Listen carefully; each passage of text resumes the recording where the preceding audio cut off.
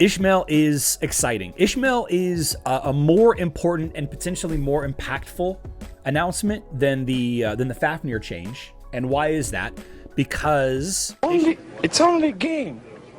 Why you have to be mad? Ishmael was nerfed by a little bit. Here's the nerf that Ishmael received back in 2017. The nerf. All right, so we're gonna compare this with active things. His ultimate ability was a 200% speed, and now it's a 150% speed. Now, of course, it's going back up to 200% speed with the announcements.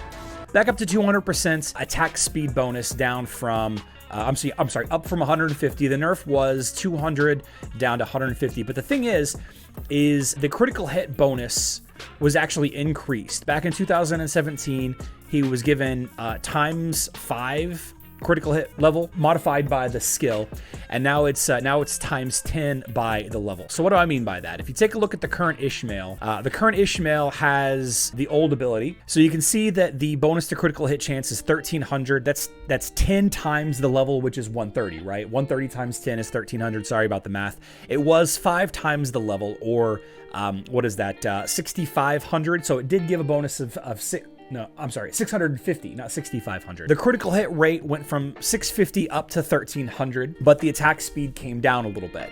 Now, if you compare that with a hero like Yasmin, who similarly gains a critical hit bonus whenever she does an ultimate, she gains 22,000 critical hit chance. 22,000 critical hit chance when she uses her ultimate ability. 22,000 compared to Ishmael, who gains 1,300. Crazy. That needs to be increased. It's not being increased with this update, but that's okay.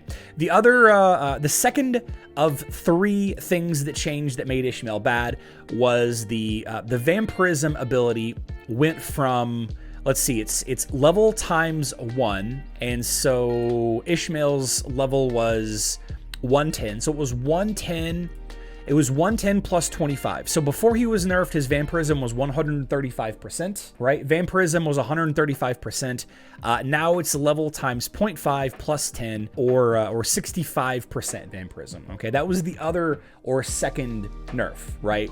The third big nerf wasn't actually a nerf to Ishmael at all. It wasn't a nerf to Ishmael at all. It was an increase in level from level 120 to level 130. Okay, level 120 was the cap.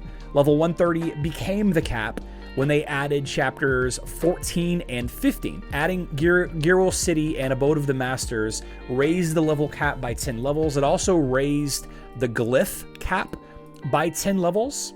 Okay, and it also raised the color rank of heroes by 3 ranks. Orange plus 4 was the top. They added red plus 1, red plus 2. So all of those stats, and then they gave all of the tanks more health and armor skins, right? There was a time when Astaroth did not have his barbarian skin. He did not have an armor skin. And obviously he just got health just, later on this, or earlier on this year. So you had this hero that attacked very fast, that could heal very fast. And, there wasn't a single hero in the game, with the exception of, I think, Ziri had a little bit of armor. Galahad had a little bit of armor. I think Cleaver had a little bit extra health. None of the tanks in the game could stand up to Ishmael's armor penetration, fast attacking, and crits. So a combination of those three changes is what made Ishmael basically a bad hero. And he's been a bad hero since, I think, late 2019. Right? 2019, something like that. So fast forward to today, we have this announcement of this event that goes live. When does it go live? It goes live on the 16th, right? In just a day or two. The enhanced Ishmael is going to get his 200 attack speed back, but he does not gain, or lose any of his critical hit chance. I'm of the opinion that he needs higher critical hit chance. Yasmin attacks, 7 times or 9 times or whatever it is, very quickly, right? So she speeds up for those, half dozen or so attacks. She's gaining an attack speed boost effectively. Why not give the same treatment to Ishmael? At least some level of critical hit increase. I mean, 1,300 is laughable. It's laughable. It's like 5% of a hero's main stats, right? And critical hit is a critical hit based on the enemy's main stats. Phantom dodges physical attacks for 6 seconds. This change is in effect because his agility, his phantom ability, his mirage ability doesn't actually dodge. It causes the enemy to miss, right? This isn't actually, even though it says chance to dodge, it's not actually dodging. It forces the enemy to miss. Hopefully it actually does now dodge.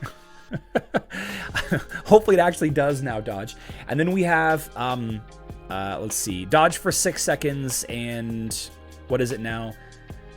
Dodge for 3 seconds. So it's an increase to the dodge. This is going to make him ult more. If he actually does dodge and gains energy on those dodges, then he will ult more frequently, which I'm all for. I'm all for, because you see a lot of spammy, Dante builds and Arachne builds and all of that. So I'm all for a very high frequency ulting Ishmael. And then continuing on, we have, let's see, Darkcraft gains 75% vampirism up from 65%. So a 10% bonus to his self-heal. And now his violet ability stuns every 3rd hit instead of stunning every 4th hit. So stunning every 3rd hit instead of stunning every 4th hit. And he's also gaining some ascension skills. When in his ult, he does ×4 crit damage. So wow, he's gonna do quadruple damage? NX Gaming, thanks for pointing that out. He's gonna do quadruple damage on crits instead of double damage. I mean, I guess if he doesn't have enough armor he needs some armor penetration. And then the Phantom ability, which is currently called the Mirage ability, will dodge physical and magic attacks. We need to know if dodging a magic attack gives him energy, like dodging a physical attack gives him energy. I think that's fantastic and hilarious at the same time. I'm absolutely curious, what the uptime of this ability is going to be. Currently, it's 3 seconds. And according to the video, let's see. According to the video, it's going to be 6 seconds. I'm sure that the cooldown is going to be something like 12 or 15%, 12 or 15 seconds. But I'm curious if it's, if he's effectively going to be dodging physical and magic damage for literally a 1/3 of the fight. Is he going to be dodging all damage, not pure damage? Is he going to be dodging all magic and physical damage for a 1/3 of the fight, for a 1/4 of the fight? Like, what does that actually break down to? And is he gaining energy from all of those dodges from both physical attacks and magic attacks? I think Ishmael is going to be, a problem for those teams who do not use actual tanks. Those teams that use Arachne or Dante or Anvari or Marcus, those teams that don't use legitimate tank heroes will probably get shredded pretty quickly. I'm excited to try it out. Physical teams didn't really need much help, but Ishmael looks like a lot of fun. Dante looks forward to dodging ×4 damage. Krista cannot counter Ishmael. I mean, she'll soft counter him just like she soft counters anybody else. But, if Krista is in an ice block, most of the fight, then she's not going to be doing anything. She's just going to be standing there taking damage.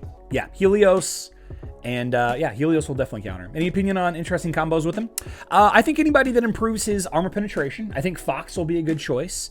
I think Iris will be a good choice. Iris splitting the soul and Ishmael, getting a 200% attack speed bonus, digging into that split soul, I think is going to be incredible. I think Ishmael Iris is going to be incredible. I guess Ishmael will lead many players to consider building double tank teams, so Chaba and Zeri should become more popular. I think Aurora Corvus and Astaroth Corvus is going to be more popular. Or Rufus in one of those 3. But every server is going to be different. Ishmael is exciting. Ishmael is a more important and potentially more impactful announcement than the Fafnir change. And why is that? Because Ishmael is a complete hero already. He already has all 5 of his skins. 1, 2, 3, 4, 5. It'll take a long time before he gets any additional skins. He already has the glyphs and artifacts. He's now has the ascension skills. Ishmael is a more complete and thus more efficient hero to build than Fafnir is.